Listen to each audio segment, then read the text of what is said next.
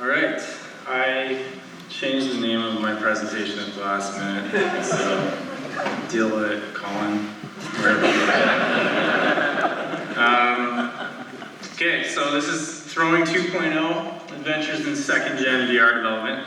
I'm Joel, I work at Cloudhead Games for the last 4 years, and that company's been around for the last 5 years making VR games, which, if you do the math, means we were doing it before there really was VR. So we've been on the ride since the DK1 all the way through to now. We're on Vancouver Island, and we're about 18 people now, give or take, depending on what phase of the cycle we're in.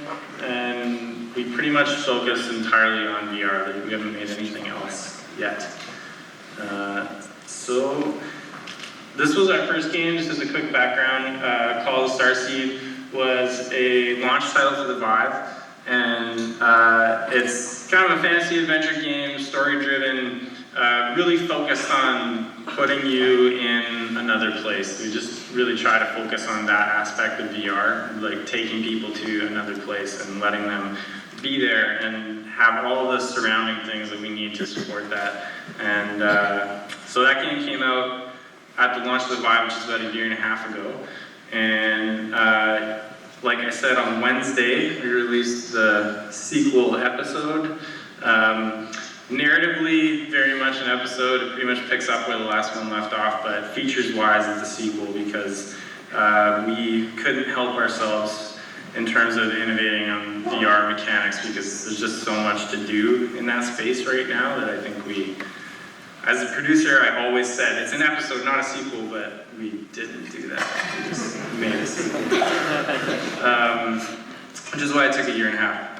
So, today, I was going to do kind of a post-mortem thing, but really 20 minutes can't do it. So we're going to focus on one particular mechanic that was kind of core to the game.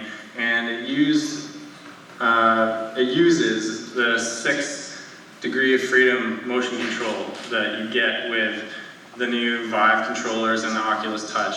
I'm guessing some, being indie developers, you guys have probably played around with it. So you probably know that one of the biggest strengths of this kind of control is that it can completely remove the abstraction layer between the player and what they're doing in the game. Like, the input is basically using your actual motor skills that you've been learning your entire life, the way that your body really works. And that's a big difference from pressing a button and having a thing happen. So that's, as we see it, kind of the biggest advantage. Biggest weakness, definitely, to me, is the lack of any kind of collision or resistance. And really that comes into play in a lot of things that you're trying to do in VR. Everyone, I think, when they got these was like, sword fighting game, and then quickly found out that sword fighting in VR has a problem of hitting swords together, and then your hand in real life keeps moving, but the sword stops in the game, and you get these desync issues. So this mechanic that we worked on for episode 2 is really just taking what we knew from episode 1, which was all this stuff, and trying to take it kind of to the next level and figure out what can we do with this new input technology that's going to feel fresh and be something that no one has ever seen before in video games. So at the end of the first episode, your hand gets replaced, spoilers, surgically gets replaced with like a magical gauntlet, and you use it basically just to kind of initiate a cutscene at the end of the episode, and the player had no idea what it was going to do in the next episode, and that's because we also had no idea what it was going to do in the next episode. we kind of knew what we wanted out of it, but when we found out we were doing episodic content, we were trying to make the launch of the Vive, and so we basically put off that whole mechanic until the second episode and just never really looked at it until the first game was done. So we started prototyping immediately on this as soon as we got to episode 2. And these are actually my notes from before we even started prototyping about what we wanted for this mechanic.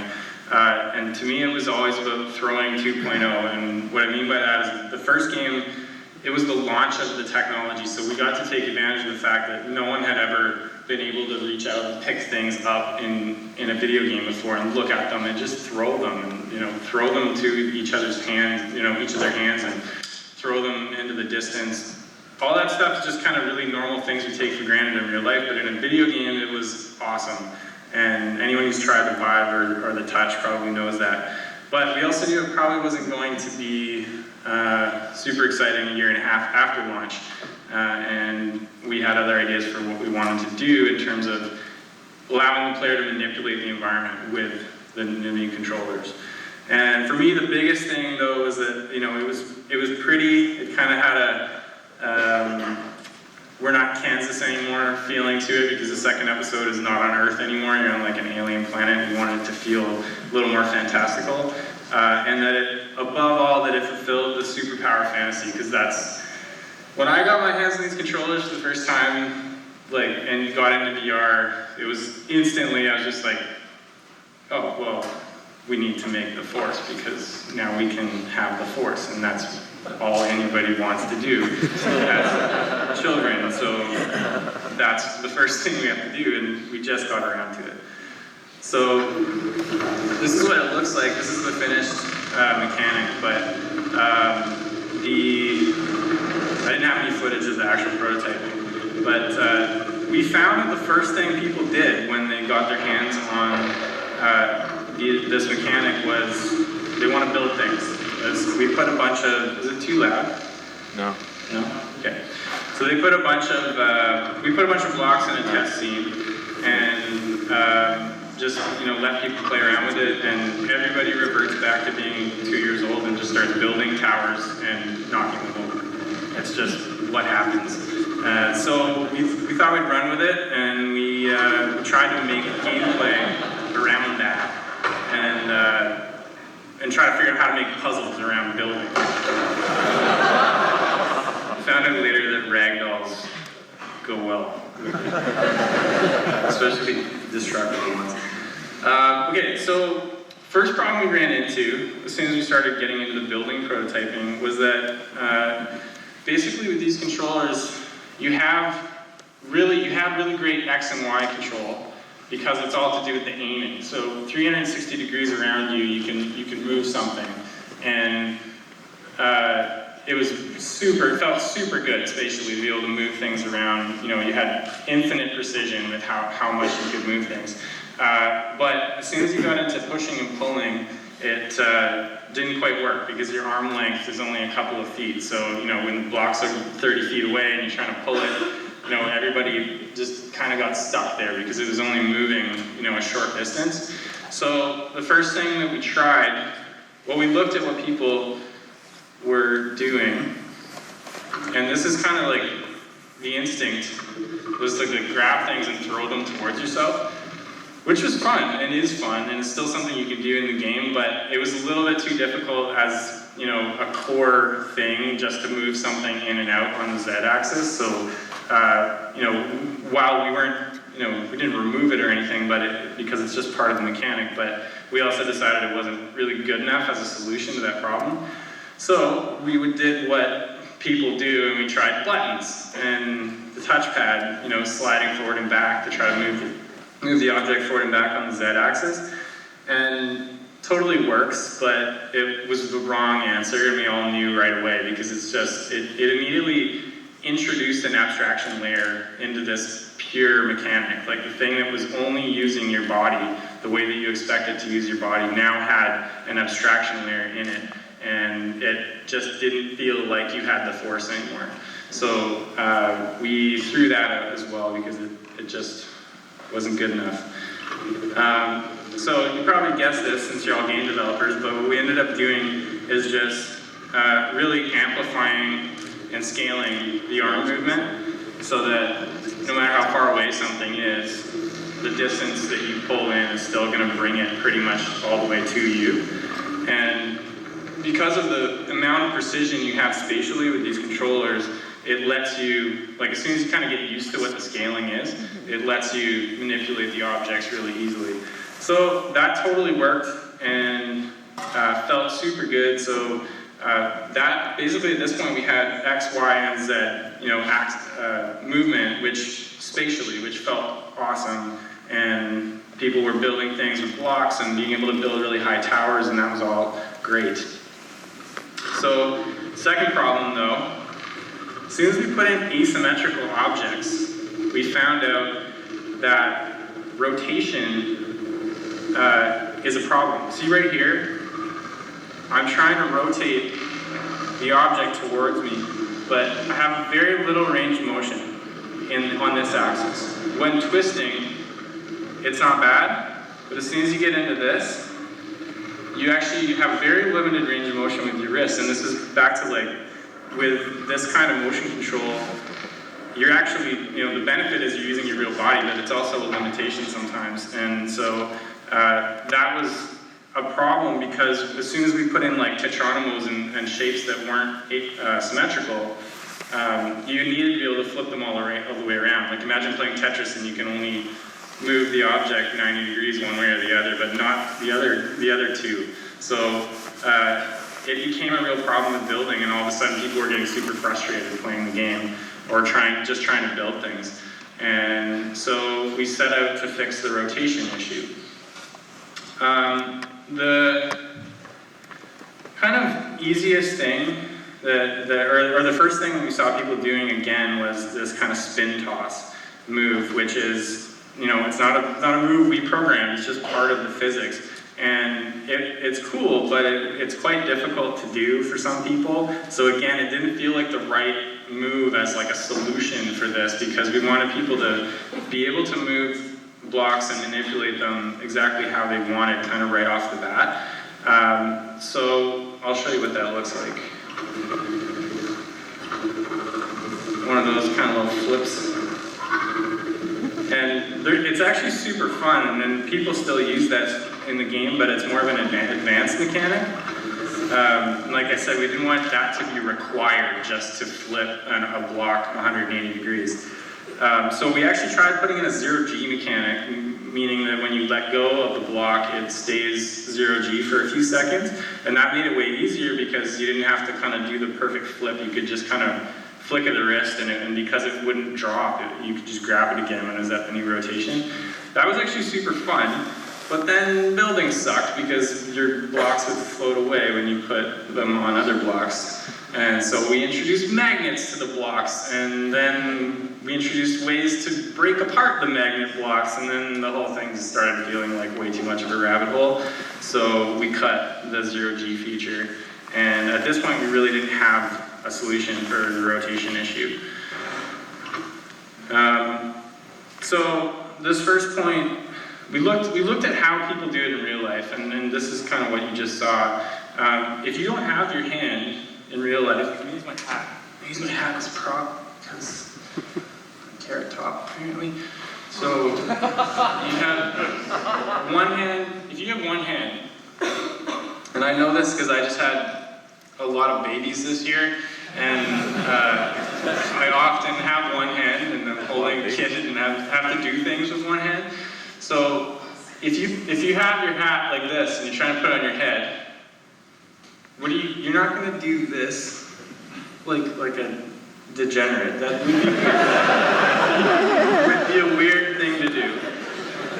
So me naturally, I'm probably going to do something like that, and then put it on. It might be a bit of a dad skill that you learn,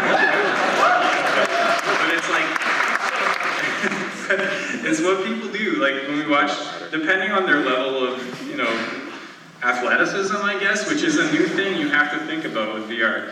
Gamers' athleticism. But, so we saw that, and that's kind of what you saw in that clip before about flipping things. Really though, when you have two hands, what would you do? You'd just pass it to your other hand and reorient it by passing it back and forth between your hands. And that's what humans do when they're trying to reorient objects when they have actual two hands. So we put it in another hand and thought, hey, even though we only gave the player one gauntlet at the end of the first game, let's see what it feels like. And it felt super fun. It didn't really solve the rotational issue because doing that, when you rotate your hands that way, you actually mess with the targeting system. Because the targeting system requires that you're pointing your hand at the object. So as soon as you start doing this, you can't really grab the object properly and pass it between. So it didn't really solve the problem again, but it felt super cool, so we rewrote the entire story to put in another gauntlet. So at this point we fell into a bit of a rabbit hole, and it was all, we realize now looking back at it, that it was really about the intent of the level design versus the intent of the mechanic, the gauntlet itself, and they really just weren't meshing, and we kept trying to force them together, and you know, we knew it was fun about the gauntlet, but we also wanted these like puzzles, like, you know, where you could manipulate things in a very controlled manner in order to put blocks perfectly into holes. And for months we spent, you know, trying to find ways to constrain the gauntlet powers so that you could have perfect control over these blocks. And we did that, and we got it working, and we had 90-degree snap turns, and everything was orienting, you know, correctly. But at the end of it, when we played it, it was like, it felt like Wii games where they use waggle when they really just should use the button. And all of a sudden it was like, well, it feels like it'd be easier on a gamepad and probably more fun to be doing this now that there's all these constraints on the power, and it really just completely sucked the fun out of the physics play that you had previously with the gauntlet. So we threw all of that out as well. And really the way we got out of that was to just say fuck it and get back to basics and let the rotation be limited. Let the place that we're putting all these puzzles into be a playground. Don't worry about the fact that there's not a ton of precision with rotation. Keep the blocks simple and mostly symmetrical so that doesn't matter. And just stop trying to force the mechanic to be something that it wasn't. And at this point, because, you know, it was hard to throw away all that work, but when we did, everything got a lot more fun. And we realized ultimately that this mechanic didn't have to do everything for us. We already shipped a game with all these mechanics. We know we can make gameplay without it, so let's not try to make it be everything in the game.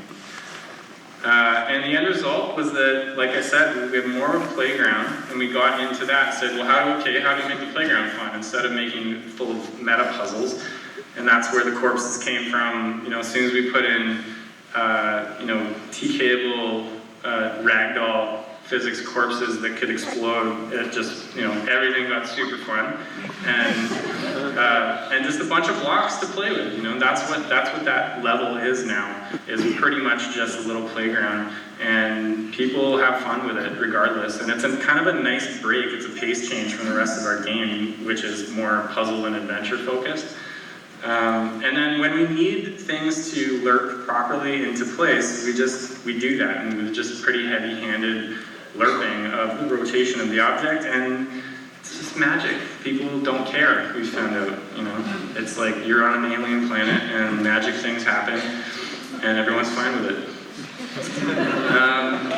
And we also, late in the game, we added multiple grab points, really late, to solve some problems, and it actually turned out to be really cool because now that you had two hands, you could grab larger objects by two different grab points on the same object, and that actually helped with the rotation because as you saw in the very first video, you can like orient things. You have a little more control of the rotation with two hands because you have these kind of axes you can move, and so that was really cool. And you can also kind of grab things by the same grab point with two hands, and then it kind of dangles, and it just introduced a bunch of new physics play into the game. So for EP3, we're gonna, now that we feel like we know what this is, we're gonna take it and build levels and puzzles around it, you know, in its current form. And I can't say much about that episode, but we know that it's going to be, we're gonna have a lot more control over what the environments look like and what they are, and we're gonna be allowed to mold them, able to mold them to what we need out of gameplay a lot more. So that's kind of the plan. And then I didn't talk about constrained interactions, but that's another thing that works really well with the Gauntlet, and that's like where, say there's a grab point on a pillar or something and you can drag it up and down. The pillar itself is constrained, but for some reason your brain is okay with that kind of constraint because it's like physical and it's in the world, and you think, okay, well I'm just grabbing a grab point and sliding it up and down. And those felt good, so we could kind of use those to have a little more control over the puzzles where we needed it. And yeah, above all, just consider it one piece of the toolkit, not the whole thing. That's really what now we know going into it. We just need it to be part of the gameplay and not the whole thing. So that's pretty much it. I have a video here that I'll play maybe while we do questions, because I was watching YouTube playthroughs the other day because the game just came out, and this guy, this is like him finding the Gauntlet for the first time, trying it, which is cool to see, like how naturally it comes. Bullshit stuff. This is the very first area.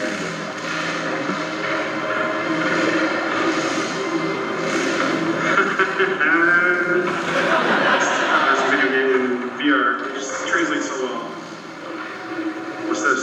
See him, he actually throws the block to himself there within like 20 seconds. Oh, of dude, first like thing he that did. What is that? He's able to bring it to himself really easily. And then he gets in and tries to interact with it on kind of a micro level, which is really cool. Yeah, and this is one of our constrained interactions that he's discovering. Oh shit, there we go. Oh, dude.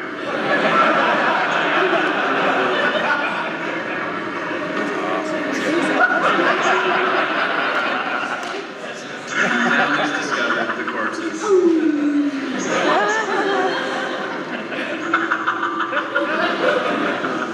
There's really not much to it, but it's just, you know, physics are super fun again. VR. Oh, this is the best. This guy. By the leg. By the leg. Yay. Up, dog. You're good to go. No, he says. No, you're Oh, this is so awesome, dude. This. I don't know why you find this so funny. Just the controls are so good, though. Woo! 360 seconds. You get the point. Oh, this is unbelievable. It's just like kind of pure joy from very, very simple mechanics. So that was all the gameplay we needed out of it. So that's pretty much it. I can take questions now.